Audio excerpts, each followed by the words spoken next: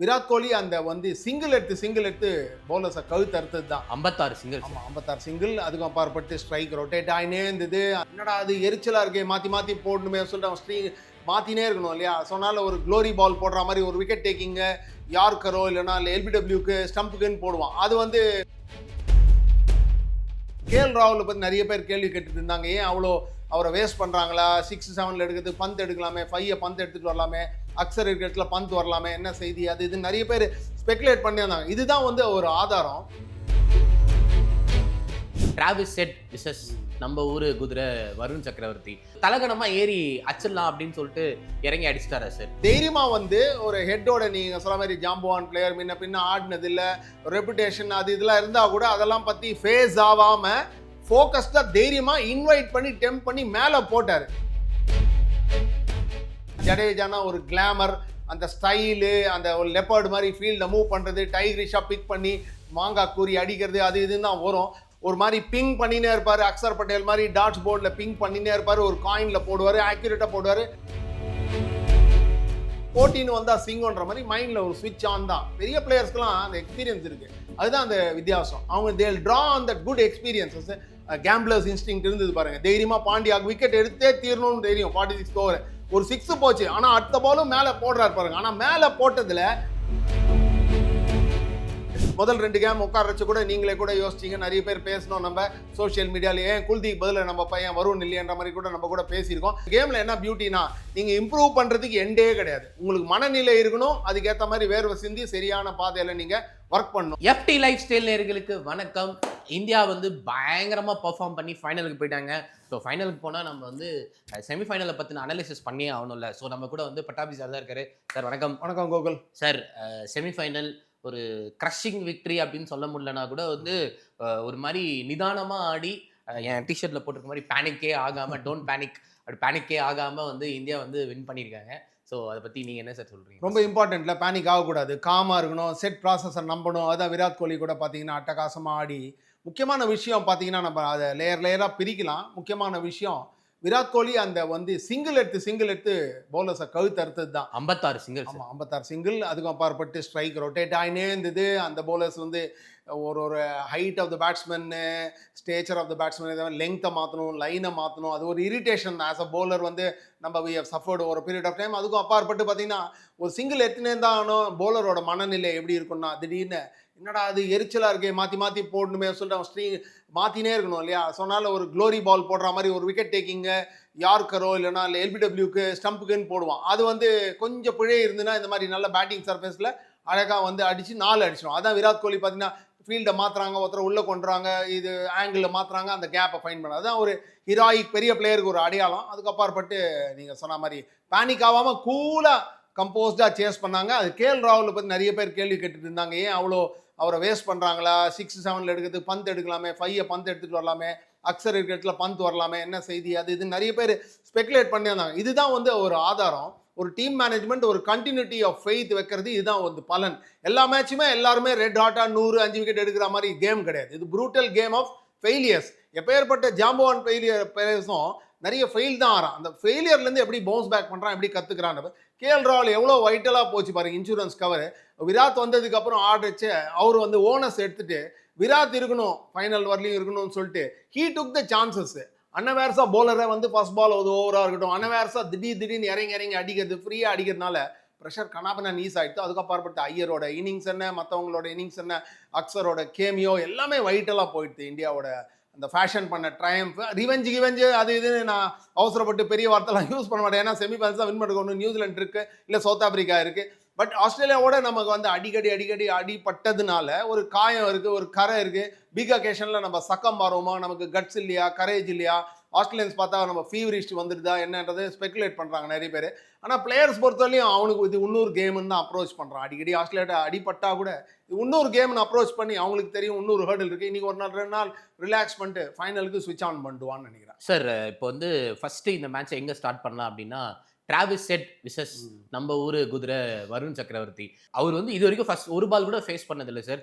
அவருக்கு என்னன்னா ஒரு தலகணமா ஏறி அச்சிடலாம் அப்படின்னு சொல்லிட்டு இறங்கி அடிச்சிட்டாரா சார்? தலகணமா என்னன்னு சொல்லுவேன், தலகணன்றது நீங்க ஒரு மாதிரி பன் இன்டெண்டட் பண்ணுன்ற மாதிரி பேசுறீங்கன்னு நினைக்கிறேன். முக்கியமான விஷயம் ஹெட்டோட பேட்டிங் எபிலிட்டிஸே பார்த்தீங்கன்னா அதுதான் வந்து first ball of the over அடிச்சிட்டிங்கன்னா 4 ரன் புக்கில் 4 6, அதுக்கப்புறம் 4-5 பால்ல 4-5 ரன் சிங்கிள் எடுத்தீங்கன்னா கூட கன்சர்வேட்டிவாக 9 8 வந்துடும். அதனால தான் அது தோனி கூட அந்த டெக்னிக் அப்ளை பண்ணுவாங்க, சீசன் பிளேயர்ஸ் பண்ணுவாங்க.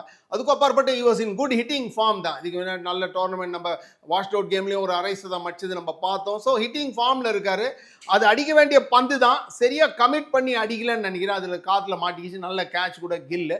ஆனால் அதான் வருண் தைரியமாக வந்து ஒரு ஹெட்டோட நீங்கள் சொல்ல மாதிரி ஜாம்பவான் பிளேயர் முன்ன பின்ன ஆடினது இல்லை, ரெப்புடேஷன் அது இதெல்லாம் இருந்தால் கூட அதெல்லாம் பற்றி ஃபேஸ் ஆகாமல் ஃபோக்கஸ்டாக தைரியமாக இன்வைட் பண்ணி டெம்ப் பண்ணி மேலே போட்டார். நீங்கள் அது ஷார்ட்டாக போட்டிங்கன்னா அந்த ஷார்ட்டே வந்திருக்காது. கிரவுண்டில் அரைஞ்சிருப்பார், இல்லை பேக் ஃபுட்டில் டிரைவ் அடிச்சிருப்பார், இல்லை கட் அடிச்சிருப்பார். மேலே போட்டதுனால தான் அவர் ஒரு டீசர் டெம்ப்டர் மாதிரி ஒரு ஃப்ளோட்டர் பார்த்து 6க்கு போகலான்னு ஒரு அந்த ஆசையை இன்வைட் பண்ண அதுக்கு ஒரு மனசு வேணும். அது வரும் நல்ல ஃபார்மில் இருக்கிறதுனால தைரியமாக மேலே போட்டது தான் அதுக்கு ஒரு பரிசுன்னு நான் நினைக்கிறேன்.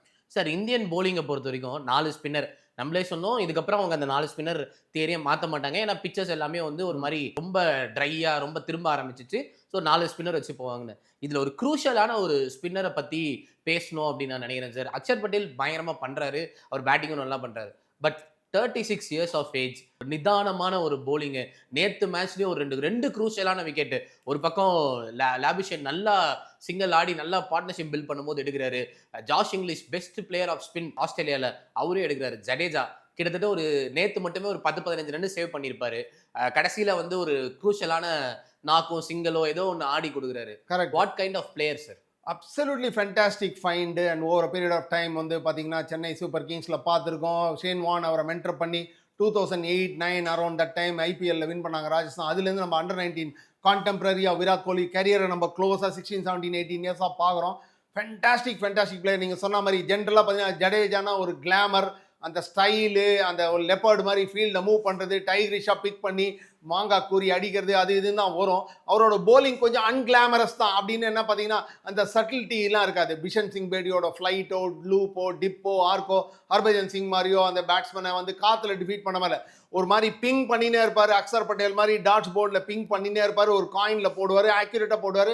நிறைய எல்பிடபிள்யூ கிடைக்கும். இப்போ நிறைய பேர் கூட சொல்கிறாங்க காமெண்ட்ரிலாம் பண்ணுறது கூட ஜடேஜா பண்ணிச்சு 60 செகண்ட் 70 செகண்ட் ஒரு ஓவரே முடிஞ்சிடும். பெருசாக நீங்கள் கேமே டிஸ்கிரைப் பண்ண விட மாட்டார். இந்த மாதிரி சர்காஸ்டிக்காக ஒரு ஹியூமரஸாக அப்சர்வ் பண்ணுவாங்க எல்லாருமே. நம்மளும் அதை ஃபேஸ் பண்ணிக்கோம். முக்கியமான விஷயம் என்னன்னா வெரி வெரி அன்கிளாமரஸ். அவருக்கு அவர் ரோல் தெரிஞ்சிருக்கு, இதுதான் நான் பண்ணணும்னு.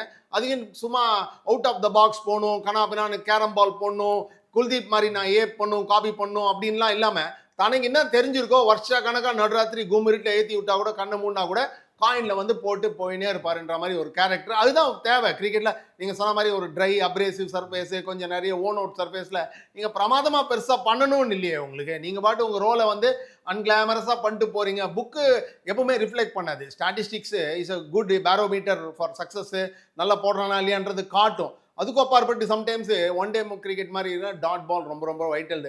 எனக்கு ஞாபகம் இருக்குது 92 ஆஃப் இங்கிலாண்டில் அனில் கும்ப்ளேவோட மெய்டன் சீரிஸ் இங்கிலாண்டில் அவர் விக்கெட்டே எடுக்கலாம்னா Geoffrey Boycott Headingley one day கேமில் நீங்கள் ரெக்கார்ட் எடுத்து பாருங்கள். கிரிக் இன்ஃபோ கிரிக் பஸ்ஸில் எங்கே பாருங்கள் 0 for தான் எடுத்தார். ரொம்ப கஞ்சத்தனமாக போட்டதுனால 10 overs 25 30 கொடுத்தனால மேன் ஆஃப் த மேட்ச் வந்து அனில் கும்ப்ளே கொடுத்தாங்க.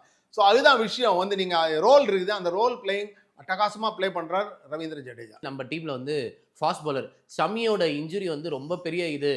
T20 வேர்ல்டு கப்லேயே அவர் ரொம்ப மிஸ் பண்ணாங்க. ஆனால் world cup T20 world cup எப்படியே வின் பண்ணிட்டாங்க. ஷமி இருந்திருந்தா ஆஸ்திரேலியா சீரியஸே கொஞ்சம் நமக்கு முன்ன பின்ன ஜெயிச்சே இருப்போம் அப்படின்ற மாதிரி நம்ம ஃபைனலே போயிருப்போம்னு கூட இருந்துச்சு. அப்படி இருக்கும்போது ஷமியோட நேத்து ஸ்மித் விக்கெட் அவரு ஆர்க்கர் போட ட்ரை பண்ணாரு. ஆனால் இவர் அதை ஃபுல் டாஸா ஏறி போய் ஃபுல் டாஸா வாங்கி மிஸ் பண்ணிட்டாரு. அது போக மேலேயும் கொஞ்சம் நல்லா ஸ்டார்டிங்லயும் நல்லா போட்டாரு, எண்ட்லயும் வந்து நல்ல ஓவர்ஸ் எல்லாம் போட்டுட்டு இருந்தார் சார். ஆர்க்கர்ஸ் அவ்வளவு க்ரூஷியலா ஆர்க்கர்ஸ். Absolutely right. யார்கர் ரொம்ப அழகா போட்டார். நீங்க சொன்ன மாதிரி ஸ்மித்தே தன்னை யார்க் பண்ணிட்டாரு. ஏன்னா அவரே இறங்கி பந்தை தாண்டி எம்பி பாஞ்சி ஸ்கின் அவுட் குதிச்ச மாதிரி வெளில குதிச்சிட்டாரு. அதுக்கு ப்ரீவியஸ் ஓவரே நீங்க க்ளோஸா அக்யூட்டா அப்சர்வ் பண்ணி பார்த்தீங்கன்னா அது மாதிரி ஒரு ஃபிளாஷ் பண்ண பார்த்தார். கவர் மேல ஒரு மாதிரி ஸ்மியர் மாதிரி ஒரு அன்ஆர்த்தடாக்ஸ் ஷாட் ட்ரை பண்ணார், பாலை மிஸ் பண்ணாரு. என்னடா அதுன்ற மாதிரி கூட எல்லாரும் கேஸ்பிங்ல கமெண்டேட்டர்ஸ்லாம் ஷாக் ஆகிட்டாங்க. ஏன்னா ஸ்டார்ட் ஆஃப் ஓவரை ஃபீல்டு எக்ஸ்ப்ளாய்ட் பண்ணோம், பிளேயிங் த ஃபீல்டுன்ற மாதிரி அவரும் வந்து கேரியும் ஆடிந்தாங்க. ஸோ அந்த சமயத்துலாம் கொஞ்சம் டைனி பிட் ஆஃப் இரிட்டேஷன். சாமி வந்து ஒரு குவாலிட்டி ப்ளோவர்னு ரெக்கக்னைஸ் பண்ணி அவரோட ஸ்கின்னுக்குள்ளே பூர பார்க்குறாங்க, ப்ரெஷரை திருப்ப பார்க்கறதுக்கு தான் அந்த மாதிரி ஸ்டார்ட் ஆஃப் ஓவரில் அடிக்க போகிறதுக்கு. பட் சாமி நீங்கள் கேட்ட மாதிரி ஆஸ்திரேலியன் டூருக்கு ஒருவேளை போயிருந்தா யாருக்கு தெரியும் என்ன மாதிரி போட்டுருக்கலாமா இருக்கும். பட் ஒருவேளை பிரேக் டவுன் இருந்தால் சாம்பியன்ஸ்க்கு இல்லாமல் கூட இருந்தேன். ஏன்னா இந்த மாதிரி இன்ஜுரி 14 monthsக்கு அப்புறம் ஒரு குழந்த மாதிரி நடப்பாதையே கற்றுக்கிறேன் அப்படின்ற மாதிரி டாட்லர் மாதிரி பேபி மாதிரி இருக்கிறவர் போயிட்டு அவசரப்பட்டு ஒரு டூருக்கு அவசரம் பும்ராக்கு ஒரு மாதிரி ஷோல்டர் பண்ணுறாரு, அவர் மிட்டிகேட் பண்ணலாம்னு சொல்லிட்டு இவரையும் இறக்கி விட்டு இவர் 100% ஃபிட்னஸ் இல்லாமல் பிரேக் டவுன் ஆகி ஓவராக ஸ்ட்ரெச் பண்ணி என்னென்னமோலாம் ஆயிருக்கும். ஸோ இந்தியன் மேனேஜ்மெண்ட்டு நல்லா தான் டிசிஷன் எடுத்துருக்காங்க. பும்ராவை சப்ளிமெண்ட் பண்ணதுக்கு ஷாமி அவசரப்பத்தி இறக்காம இப்போ அட்லீஸ்ட் ஃப்ரெஷ்ஷாக இருக்காரு. 1 week ரெஸ்ட் வேற கிடச்சிருக்குது. போன game 1 or 2 games 3 over 2 over போட்டால் கூட எந்த நான் சொன்ன மாதிரி போட்டின்னு வந்தால் சிங்கோன்ற மாதிரி மைண்டில் ஒரு ஸ்விட்ச் ஆன் தான். பெரிய பிளேயர்ஸ்க்குலாம் அந்த எக்ஸ்பீரியன்ஸ் இருக்குது, அதுதான் அந்த வித்தியாசம். அவங்க they'll draw on that good experiences. அவங்களுக்கு தெரியும் செட் ப்ராசஸ் என்ன பண்ணணும். விராட் கோலி பற்றி நிறைய பேர் போன மேட்ச் அடிக்கல இது அது பேர் பெரிய அக்கேஷன் பாருங்க கமத் யாருன்னுவான். என்ன இன்னிங்ஸ் ஓகே நீங்கள் அவுட் ஆகிட்டாரு, சேஸ் மாஸ்டர் 100 அடிக்கலன்றது ஒரு சின்ன குறை தான். அது வந்து ஸ்டாட்டிஸ்டிக்கல் பிளிப்பு தான். பட் மெயினாக 84 ரன் நான் சொன்ன மாதிரி சிங்கிள்ஸாக எடுத்து கறந்து வைட்டல் ஸ்டேஜில் 4 அடிச்சு. ஸோ அதான் எக்ஸ்பீரியன்ஸ்க்கு மார்க்கெட்டில் கிடைக்காது, வியாபாரத்துக்குலாம் அவைலபிளாகவே இல்லை. You have to earn it. அதுதான் வந்து எக்ஸ்பீரியன்ஸோட ஒரு வைட்டல் இம்பார்ட்டன்ஸ். சார் மேக்ஸ்வெல் வந்து நேற்று ஒரு ஒரு ஒரு ஷாட் ஆடி இருப்பார் சார். ஃபர்ஸ்ட் ஒரு ஸ்வீப் பண்ணாரு, அது 6 போயிடுச்சு.